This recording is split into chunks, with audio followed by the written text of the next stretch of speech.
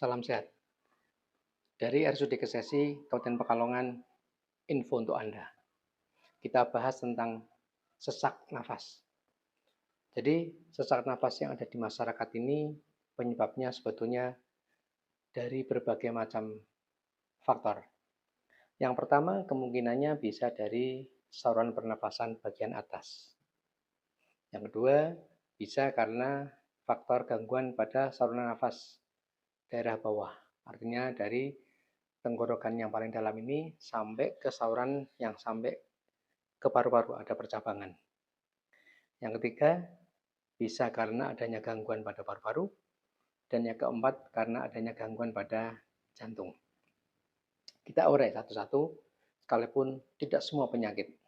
Tapi seenggaknya yang bisa membuat Anda jelas dan paham dan bisa membayangkan dan memperkirakan.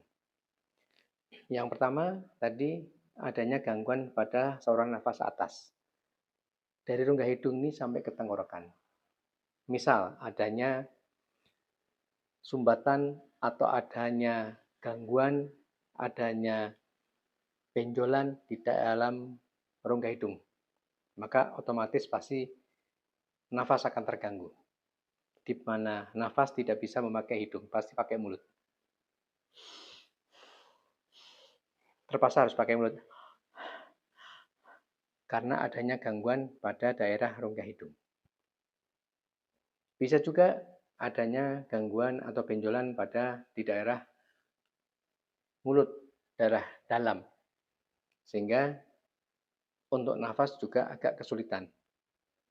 Di samping memakai hidung, juga memakai mulut juga agak kesulitan. Itu kemungkinan pertama. Dan yang kedua, adanya gangguan pada saluran nafas bawah. Dari kerongkongan, tenggorokan, sampai ke trakea atau adanya saluran nafas yang sampai ke paru-paru. Di mana trakea ini dari tenggorokan sampai ke bawah, kemudian di bawah ini terjadi percabangan. Satu ke paru-paru kanan, satunya ke paru-paru kiri. Nah, ketika pada trakea ini adanya gangguan, misalnya salurannya menyempit, atau penyempitannya ini tidak karena faktor lapisan trakeanya ini menebal, bisa juga karena adanya dahak yang terlalu banyak pada saluran nafas pada trakea. Sehingga otomatis nafas pasti akan terganggu.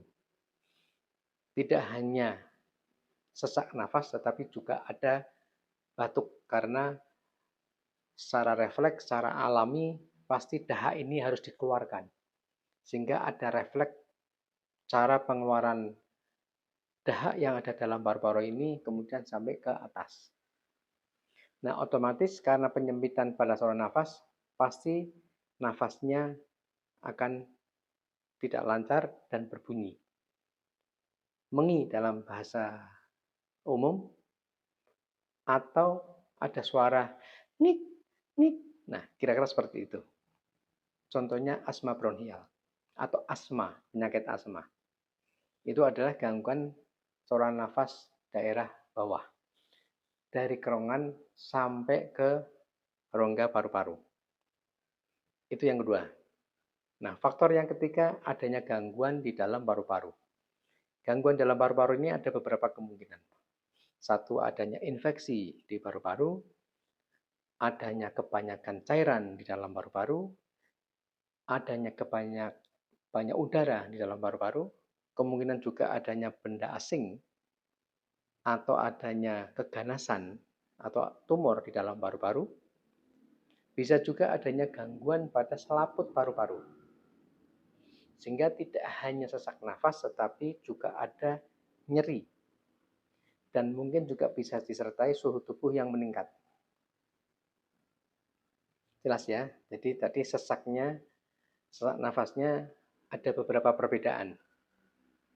Dari rongga hidung atau saluran nafas atas, daerah bawah, dan paru-paru, bentuk sesaknya sudah ada gambaran ya, kurang lebih ada gambaran lah. Nah, kemudian yang keempat, faktor pada gangguan jantung. Nah, Di jantung ini kemungkinannya ada pembesaran jantung, kemungkinan adanya sumbatan pada pembuluh-pembuluh darah yang ada di jantung, dan yang ketiga kemungkinan adanya gagal jantung. Nah, yang keempat adalah faktor pada gangguan jantung. Nah, gangguan jantung ini kemungkinannya ada gagal jantung, ada kemungkinan tersumbatnya pada saluran darah pada daerah jantung, dan yang ketiga kemungkinan adanya pembesaran pada jantung. Bentuk sesaknya beda lagi. Pada orang yang sesak nafas karena gagal jantung, maka untuk tidur sesak, untuk aktivitas jalan sesak, kemudian disertai adanya bengkak pada daerah kaki atau tungkai bawah, kemudian juga bisa disertai jantung yang tidak teratur gerakannya, kadang-kadang sampai terlihat adanya denyutan yang tampak jeduk-jeduk di dada ketika kita tidak memakai baju. Kalau misalnya adanya sumbatan pada pembuluh-pembuluh darah yang ada di paru-paru, maka akan disertai juga dengan nyeri dada.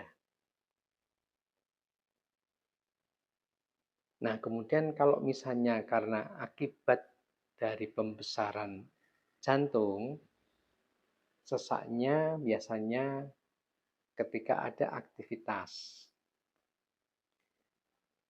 Sesaknya tidak seperti sesaknya pada gagal jantung, tapi sudah mulai adanya sesak ketika aktivitas. Nah, kalau misalnya Anda mengalami sesak nafas yang dalam jangka waktu yang agak lama, kemudian sampai terganggu aktivitas Anda, jangankan aktivitas, untuk tidur saja bisa terganggu, sampai akhirnya Anda harus setengah duduk, kemudian juga mungkin harus tidurnya sambil duduk di meja, terlungkup di meja, maka Anda harus segera periksa ke dokter terdekat atau segera ke rumah sakit. Karena kemungkinannya tadi bisa karena saluran pernafasan, atas maupun bawah, bisa karena kemungkinan paru-paru, bisa juga karena jantung. Pastikan kalau Anda atau saudara Anda, orang terdekat Anda mengalami sesak nafas, segera periksakan supaya tahu sesak nafasnya karena faktor apa. Sehingga obat yang harus diminum bisa lebih tepat. Ada obat yang diminumnya ketika sesak, ada yang hanya beberapa hari karena infeksi sehingga infeksinya sudah sembuh bisa berhenti, ada juga yang harus jangka panjang karena gangguan jantung. Itu info untuk Anda dari RSUD Kesesi Kabupaten Pekalongan. Salam sehat.